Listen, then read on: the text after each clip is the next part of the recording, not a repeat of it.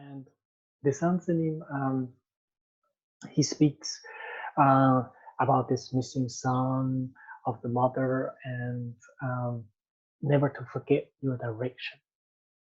But never to forget the direction, it doesn't mean to remember it, right? Because remembrance is always in the past. But can we look and listen from moment to moment? And you, right now, what is it? Right? Maybe you remember this kind of talks, and then you might think like, oh, yeah, already understand this. Now it comes this part and this part and this part. And so it's a little bit like we're driving with a car and then we search, on the radio for our favorite station, and then we just hum along, but we are not there, right? But can we listen like it was for the first time, not knowing what comes next? Then, just at that very moment, is there effort in that listening or not? That means not losing that missing son the Sansanim is talking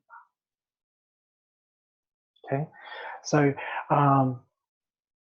also in that chapter, it's mentioned that we lose ourselves in desire, anger, and ignorance.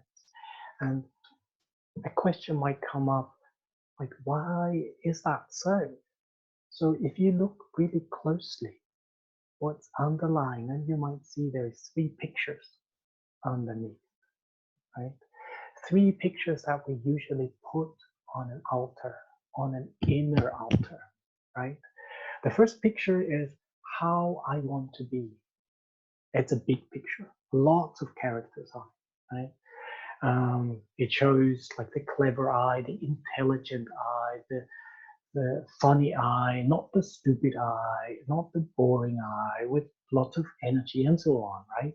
It's impressive how many eyes there are.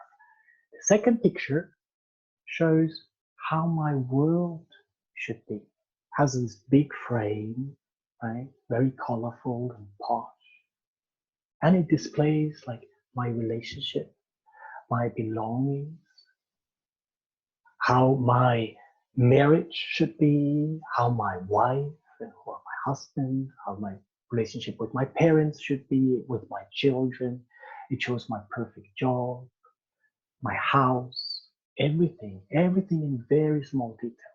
And the third picture is, that's a really great picture. It usually has spotlights blinking on it, right?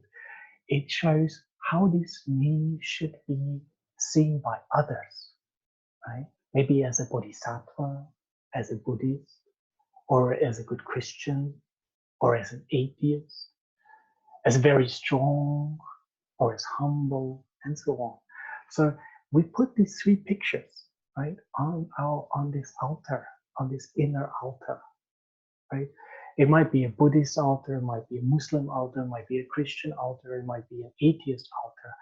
We may practice or we may not, but no matter, every day we worship these 3 pictures on this inner altar.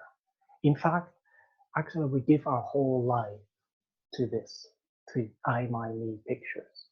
We would literally die with it. So can we not kind of like live without constantly worshiping them?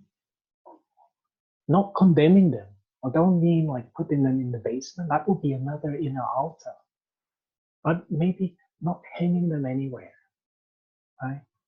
Then if they come up, maybe just be amazed by them, but just leave them. And they might end up on the same wall with other pictures connected by a white wall. Not so different after all.